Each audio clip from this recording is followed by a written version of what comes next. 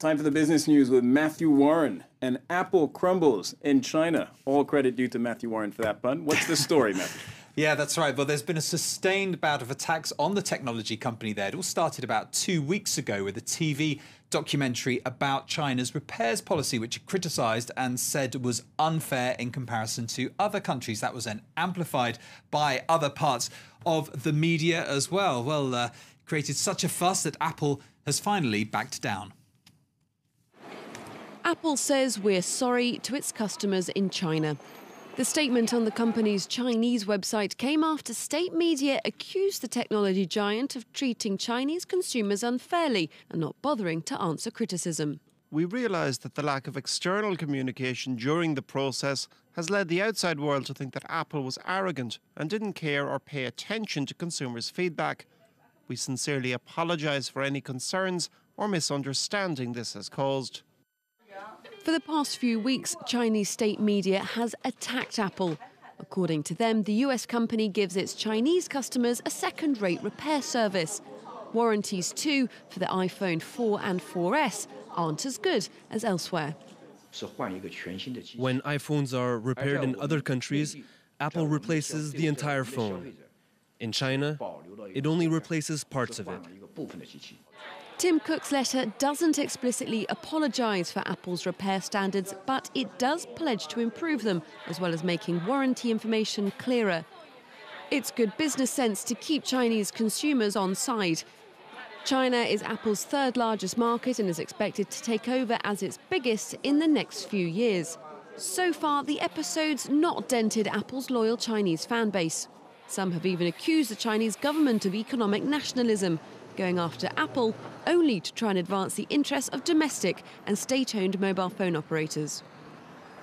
And Matthew, Apple's share price is getting hit on another front as well. Yeah, that's right. It wasn't a great day on Monday. It wasn't so much to do with this China story, but the fact that the biggest active investor in Apple, which is the Fidelity fund, it was revealed it's pulled out 10% of its shares in the company. Now, that's what's happened to the share price over the last year. It peaked at 700 in around September. It's now down 40%, just over $428. And back here in Europe, how are markets doing this Tuesday morning? Yes, take a look. The European market's just opening up and actually making a few small gains, as you can see there. Now, the Milan market, which we haven't got yet, but we're going to be keeping an eye on that today because there's the political impasse, of course, there, which is trying to be resolved. So markets will be very, very reactive to that. The other point that we've just been seeing this morning, Spanish unemployment in March actually down by about 5,000, which will be some welcome news. Let's just have a quick look at Asia as well. Markets there were mostly down on Tuesday. That was coming out of some disappointing manufacturing data in the US.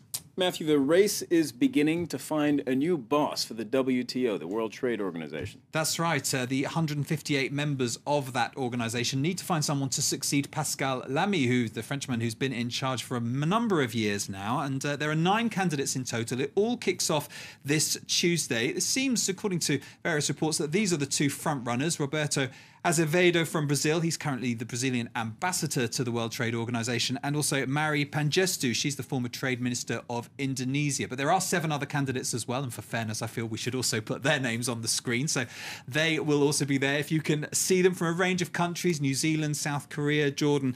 Now, what will happen is the 4 least popular 4 will drop out, and it should all be wrapped up by the end of May.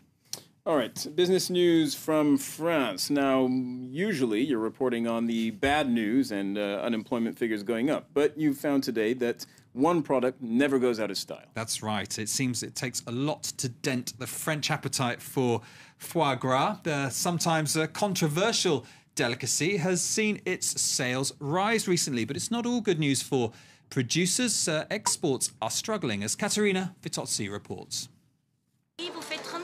At around €83 a kilo, foie gras is undoubtedly a luxury. That, in France, is loved as much as ever.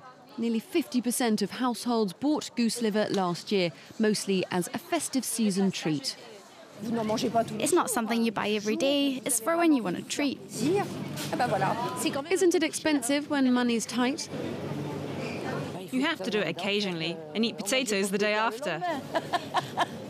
France is the world's largest foie gras producer. Around 19,000 tonnes are made each year. Domestic sales rose 6% in 2012, but exports are suffering, mainly due to a fall in demand from Spain, its #1 client. Faced with tougher competition from producers in Bulgaria and Hungary, French producer Daniel Reher has turned to online sales to boost revenue. Of course we've been affected by the financial crisis, but we were able to find a way through it. We had to look for sales advantages in the market and at trade fairs. As small producers look to stay in business, your French foie gras is going to get more expensive. Grain and animal welfare costs are set to increase, passing an estimated 10% price rise onto consumers. Well, let's get some more of the day's company news now. And 470 workers at an oil refinery in northern France will learn their fate later this Tuesday. Administrators at Petroplus will announce whether any of the 4 takeover candidates have made viable offers. The refinery has until the middle of April for a buyer to be found. French football clubs won't be able to escape the new 75% income tax. That's according to the Prime Minister's office this Tuesday. All companies paying employees more than €1 million will be subject to the new rate. The French Football Federation had earlier suggested clubs might be exempt.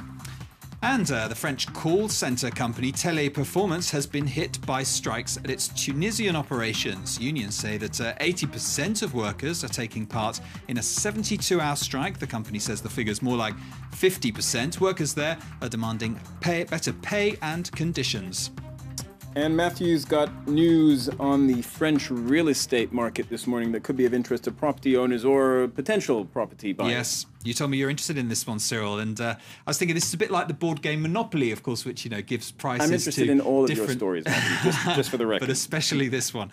Well, there's information on a French website which looks at the price of property around Paris according to metro stations, and it ranks metro stations so you can see where are the most expensive, priciest places to live. Now, as a guide, the average price in Paris, this is a price per square metre, is €8,200. Now, the most expensive stations, you won't be able to see it from that. That's the website whizzing past, but I can tell you the top 3 stations. You might want to have a guess. Invalides is the most expensive, €14,000. They're all the ones where on Napoleon is buried. Makes sense. Maybe that's why. Followed by Solferino and Rue du Bac as well. Those, of course, all in the rather prestigious 6th and 7th arrondissements are where it is now. If you're looking for a bargain, however, you should be heading to the northern or southern extremities. You don't look that surprised. Saint-Denis, though, is the best value up in the north, or Créteil in the southwest as well. Now, prices there will be more like less than €3,000 a square metre, or around that, as opposed to Invalides, which was about €14,000 a square metre. So something to have a look at. Meilleursagents.com, I should say that. Meilleursagents.com is what this site is called if you want to look at more. All right, Matthew Warren, with the real estate news and the business news. Thank you very much. Do stay tuned to France 24. More news coming up.